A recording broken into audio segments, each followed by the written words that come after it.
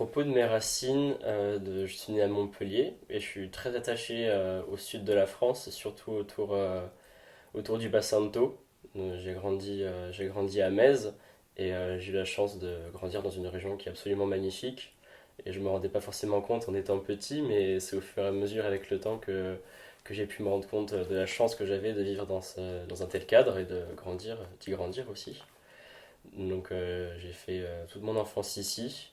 Euh, je suis le seul de ma famille à être né à Montpellier car le reste vient du nord. Et donc j'ai tendance à dire que je suis né au bon moment et que j'ai de la chance d'être né ici. Je dirais que ce qui m'a construit, c'est tous les événements et toutes les expériences que j'ai pu vivre jusqu'à aujourd'hui. Et donc j'apprends encore aujourd'hui. Donc j'ai eu des expériences surtout au niveau du relationnel qui ont été parfois dures, parfois magnifiques. Et je pense que chaque expérience, qu'elle soit sentimentale ou non, est bonne à prendre et on peut en tirer des leçons. Parce que c'est parfois dans les moments les plus difficiles, en relevant la tête de l'eau, qu'on grandit. Et c'est parfois aussi dans des moments qui sont magnifiques et épanouissants que l'on se retrouve et qu'on peut s'épanouir. Donc je pense aussi que toutes mes expériences sentimentales m'ont aidé à construire qui je suis aujourd'hui. Et j'en fais aujourd'hui une force. Qu'est-ce que tu peux nous dire de tes parents? Alors mes parents, ils sont merveilleux, puisque ils sont absolument géniaux, ils font plein d'activités. Ils se sont mariés lorsqu'ils avaient une vingtaine d'années, et depuis ils sont toujours ensemble, et ils s'aiment toujours aussi follement l'un de l'autre. Et ce que je vois, c'est plutôt rare de nos jours, parce que il y a beaucoup de couples et de couples mariés qui se séparent notamment, et je me dis que j'ai beaucoup de chance de les avoir parce ils sont merveilleux, ils m'apportent beaucoup. Et l'un vient de Bourges, et l'autre, qui est ma mère, vient de Orléans. Qu'est-ce qu'ils font dans la vie, tes parents? Mon père, il est technicien dans l'assainissement des eaux, donc dans le traitement des eaux pour les rendre potables. Et ma mère est femme au foyer, ce qui est tout à fait un job à temps plein. Qu'est-ce que tu as appris de tes parents? Je dirais que ce que je tiens de ma mère, c'est surtout une force de caractère. Sûrement le côté têtu, qui est peut-être parfois un défaut.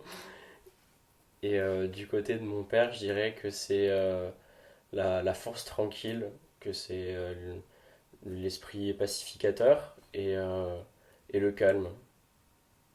Je dirais aussi que c'est la générosité et le partage. Quel enfant tu étais, toi? J'étais un enfant assez discret. Je me souviens qu'à l'école, j'étais pas le plus populaire et ça m'allait très bien. J'étais pas le plus à plaindre non plus et ça m'allait très bien. J'ai toujours vagué entre ces deux extrêmes qui me convenaient pas. Et je pense aussi que j'étais un enfant qui demandait beaucoup de choses matérielles, beaucoup d'objets, beaucoup de jouets aussi sûrement. Et dès que je voyais quelque chose dans un magazine qui m'intéressait, oh, je le voulais, oh papa, maman, oh regardez, ça a l'air trop bien. Et je pense que ça les a un peu embêtés parfois. C'était lié au phénomène de mode, j'ai envie de dire, où lorsque j'étais petit et quand je voyais tous les autres copains qui avaient plein de trucs super chouettes et que moi aussi j'en voulais plein de trucs super chouettes et que je voulais les derniers jouets à la mode, les dernières chaussures, etc. Et que voilà, je pense que c'était une volonté aussi pour moi d'être reconnu à travers ce que j'avais, puisque quand j'étais plus petit, j'étais pas le mec le plus stylé, j'étais pas le mec le, le, le plus défavorisé, si je peux dire. Et c'était un moyen pour moi aussi d'être reconnu auprès de mes copains et de dire ah, vous avez vu lui, il a des belles chaussures, etc. Alors que c'est totalement ridicule, c'est pas parce qu'on a des belles chaussures que forcément on va être quelqu'un de bien derrière, parfois au contraire. Et aujourd'hui, je m'en suis vachement détaché de tout ça. Et maintenant que je suis beaucoup plus à l'aise socialement, je pense que c'est disparu en même temps que ça. Ouais. Quand tu dis à l'aise socialement, qu'est-ce que tu veux dire par là? Bah, je veux dire dans le sens que quand j'étais plus jeune, j'avais un petit peu de mal à me trouver, à savoir quelle était ma place dans ma bande de copains, parce que ça pouvait être assez variable notre niveau d'affinité, mais même si pour moi c'était toujours le même, bon, voilà, j'étais peut-être parfois d'autres jours plus accepté, des fois un peu plus mis à l'écart, mais c'est pas quelque chose auquel je souffre, au contraire, mais je pense que ça m'a un peu pris plus de temps du coup pour trouver ma place au travers de la société et de mes relations tout simplement. Mais aujourd'hui, au fur et à mesure du temps que je me suis construit, je sais beaucoup mieux où est-ce que je me situe et j'en suis content. Quels étaient tes rêves quand tu étais enfant? J'étais fasciné par les avions, donc fasciné par le domaine de l'aviation en général. Ça pouvait aller des avions de chasse aux avions de ligne, aux planeurs, en passant par l'ULM. D'ailleurs, mon papy faisait de l'ULM. Malheureusement, j'ai jamais pu en faire avec lui parce que j'étais trop petit et après il a arrêté d'en faire. Mais ça m'a toujours fasciné de voler dans l'air librement. Et je dirais que j'ai longtemps cherché un domaine qui me permettait de voler. Et j'ai pu essayer plusieurs choses, donc le saut en chute libre. J'ai pu essayer aussi de faire du parapente. Et plus récemment, j'ai fait un vol d'initiation en planeur. Et je me doutais bien que ça me plairait, mais pas autant. Et, et c'est un domaine vers lequel j'aimerais vraiment m'orienter parce que le planeur, c'est un, je veux dire, c'est une activité qui touche le domaine de l'aviation, donc qui permet de voler. Le planeur, c'est un avion qui n'a pas de moteur, donc un avion qui ne pollue pas. Donc le but du jeu, c'est de rester le plus longtemps en l'air en trouvant des courants ascendants qui permettent de rester en l'air. Et je trouve le but du jeu génial. Et je trouve ça aussi génial de pouvoir se déplacer, d'avoir des sensations pareilles, sans avoir de moteur, sans avoir un bruit sourd toujours avec nous. Et aussi, mais surtout, sans polluer l'environnement. Est-ce que tu as des frères et sœurs? Oui, j'ai une sœur qui s'appelle Julie, qui a 26 ans aujourd'hui. 26 ans, ça nous fait un peu d'écart quand même, parce que moi, à l'heure d'aujourd'hui, j'ai 21 ans. Ça nous fait un petit écart, certes, mais ça nous a surtout pas empêché de bien nous entendre. Et même au contraire, je dirais que quand je vois les autres frères et sœurs qui ont des écarts plutôt réduits, de 1 an, 2 ans, ou peut-être un poil plus, je dirais que justement l'entente est un peu difficile dans la période de l'enfance et de l'adolescence, mais grâce à notre différence d'âge, c'est-à-dire que quand elle était au lycée, en plein dans l'adolescence, moi j'étais encore au collège, ça se passait plutôt très bien. Et en tout cas, notre relation en tant que frère et sœur s'est toujours bien déroulée. Ensuite, quand moi j'étais au lycée, donc à sa place, et quand elle était dans le supérieur aussi, ça s'est très bien passé. Ça a été un moment un petit peu difficile à gérer parce elle n'était plus à la maison, donc elle faisait ses études à Montpellier.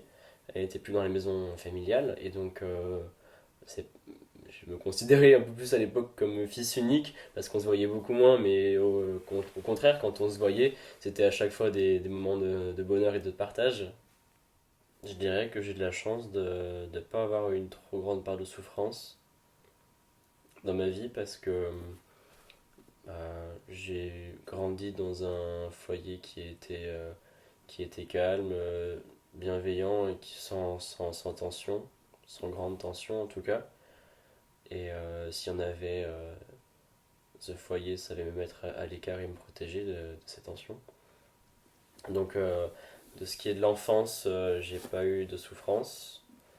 Euh, ce qui est ce qui est de l'adolescence, peut-être un peu plus, mais comme tout le monde, j'imagine chacun se cherche, chacun ne sait pas trop ce qu'il veut faire, chacun essaye de se diriger vers quelque chose qu'il aime. Quel élève tu étais dans ta scolarité?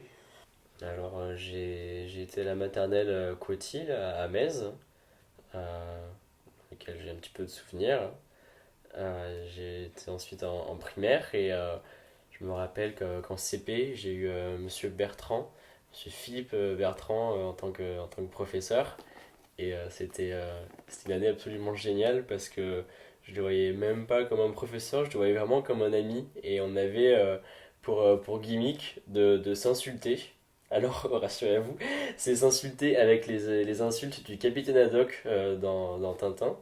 Et parce qu'il connaissait plutôt bien la bande dessinée, et moi j'étais un très grand fan aussi quand j'étais petit, même un petit peu aujourd'hui. Et c'était notre gimmick à nous de s'insulter devant toute la classe, de Bashi Bouzou, Tchouk Tchouk Nougat, et les élèves ne comprenaient rien.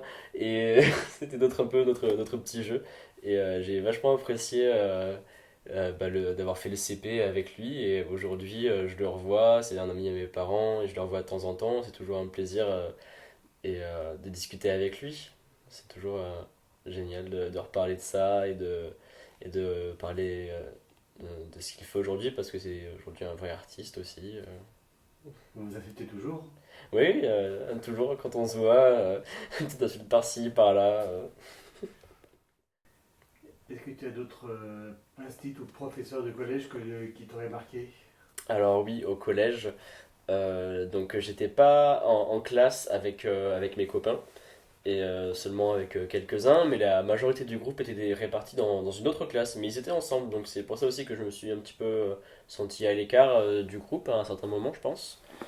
Mais en tout cas, il y avait un cours dans lequel on se réunissait tous ensemble, et ça c'était le cours d'euro-anglais, parce qu'on avait pris au collège l'option euro-anglais, et donc c'était le cours où on se retrouvait tous ensemble.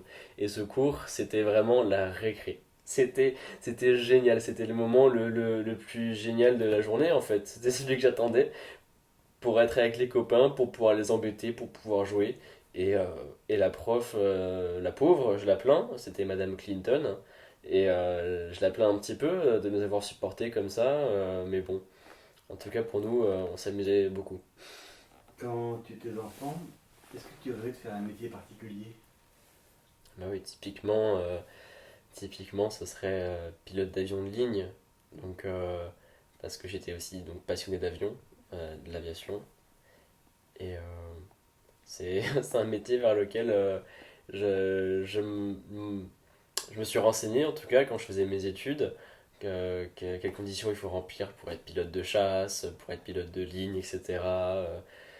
Je me rappelle que mon stage de troisième au collège, pendant que tout le monde le faisait à Metz, dans l'épicerie, dans la boulangerie, libraire du coin, moi, je me rappelle que j'étais allé à Toulouse pour faire un stage avec un instructeur de l'ENAC, qui est l'École nationale de l'aviation civile à Toulouse.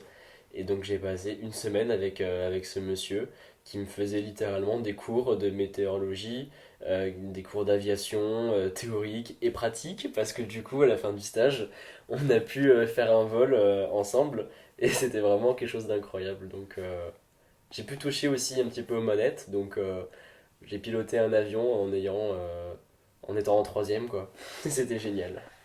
Malheureusement, j'ai pas pu participer au programme pour passer son brevet de pilote qui était instauré par Monsieur Maillet, Monsieur Mallet à l'époque, il me semble, qui malheureusement est décédé d'un cancer avant que je puisse avoir l'âge nécessaire pour faire cette formation. Monsieur Mallet qui était un prof de musique au collège de Metz, qui était un prof de musique absolument génial et qui nous faisait donc faire de la flûte. Je crois que c'est donc le premier instrument de ma vie que j'ai touché, la flûte, et que j'ai pu jouer.